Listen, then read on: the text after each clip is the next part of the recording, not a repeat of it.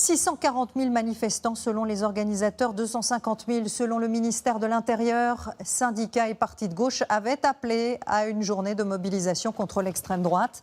On a dénombré près de 150 cortèges au niveau national avec des militants, mais aussi, vous allez le voir, de simples électeurs déboussolés par la dissolution de l'Assemblée nationale.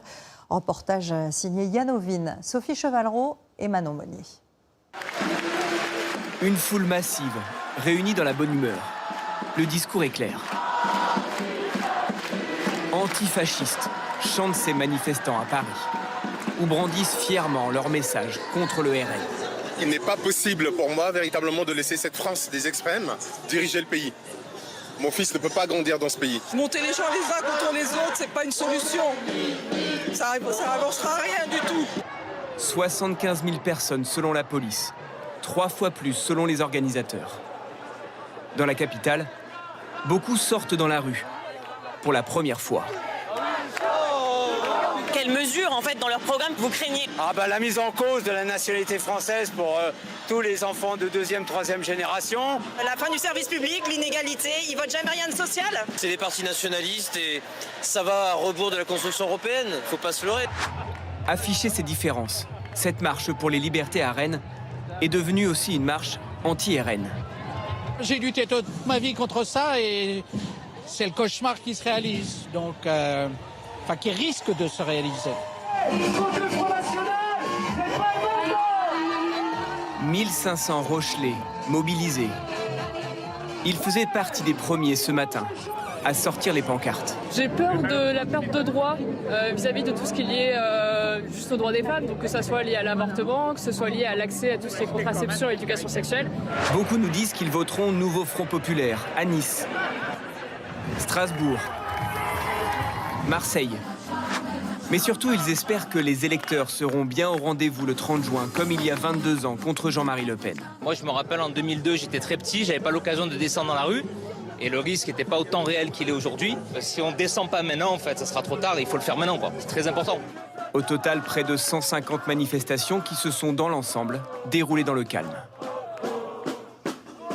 Et en tête du cortège parisien, les dirigeants du Nouveau Front Populaire. Hier, vous le savez, ils avaient publié leur programme commun, se félicitant de leur unité. Mais à quelques heures du dépôt de candidature, coup de théâtre la nuit dernière chez la France Insoumise. Jean-Luc Mélenchon a écarté ses opposants Alexis Corbière et Raquel Garrido, pourtant députés sortants. Beaucoup dénoncent une purge inacceptable. Thibaut Petit, Marianne Cotenoff et Simon Laurence. Ils jouaient cet après-midi la carte de l'union autour d'une bannière commune. Mais derrière la façade du Nouveau Front Populaire, la fracture. Coup de tonnerre du côté de la France Insoumise. Les députés sortants, Alexis Corbière, Raquel Garrido et Daniel Simonet ne sont pas réinvestis. Tous accusent directement Jean-Luc Mélenchon de les évincer pour avoir exprimé des désaccords. On ne peut pas faire croire qu'on va faire une société meilleure si on tolère que par un mail à 23h, des gens qui militent depuis des années sans aucune explication soient dégagés. Dans une boîte privée, ça ne se passerait même pas comme ça, sans aucun commentaire, aucun coup de fil. C'est intolérable. Depuis la circonscription d'Alexis Corbière, sa concurrente, officiellement investie, l'accuse d'avoir joué en solitaire. Malheureusement, à plusieurs reprises, M. Corbière a mis en danger le groupe parlementaire en pensant à son avenir personnel, dont là, en ne respectant pas les consignes aussi d'attendre la fin des négociations pour se déclarer. Dans la presse, le chef de file de la France Insoumise enfonce le clou.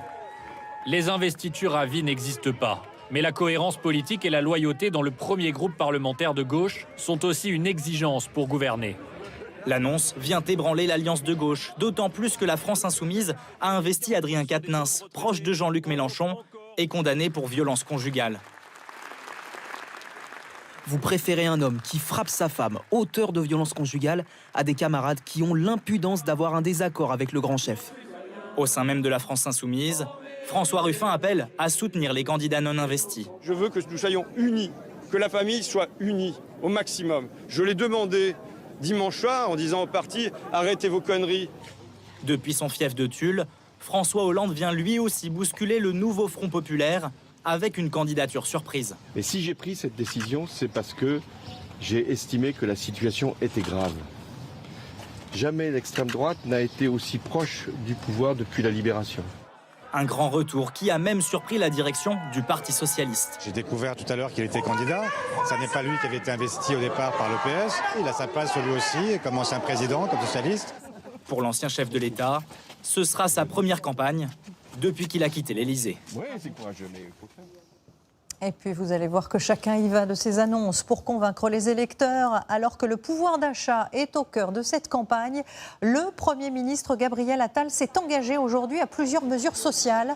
Une baisse de 15% des tarifs de l'électricité dès cet hiver, mais aussi le triplement de la prime Macron jusqu'à 10 000 €, ainsi qu'une exonération des frais de notaire pour les logements de moins de 250 000 €. Alors que ce soit à gauche, au centre ou à droite, ces derniers jours ont montré combien les enjeux sont importants. Et comme à chaque crise, la société civile a décidé de s'engager avec des influenceurs sur les réseaux sociaux qui n'hésitent pas à risquer leur popularité. Même les footballeurs s'autorisent à faire de la politique. Thomas Jarion, Samuel Cardon et Régis Rouanet. Si j'ai un conseil à donner aux Français, c'est d'aller voter. On doit tous aller voter. Pour aller voter, tous ensemble. Des Bleus qui incitent au vote, ce n'est pas vraiment une surprise. Mais un joueur qui prend publiquement la parole contre un parti, ça c'est beaucoup plus rare. Il faut se battre au quotidien pour que ça se reproduise pas et pour que le RN ne passe pas. Je trouve ça très bien, j'espère qu'il y en aura de plus en plus. Appeler à voter, oui, mais pas dire pour qui, quoi. Ça me paraît pas être dans leur fonction, quoi. Une partie du monde du foot se mobilise. Internet et les réseaux sociaux aussi.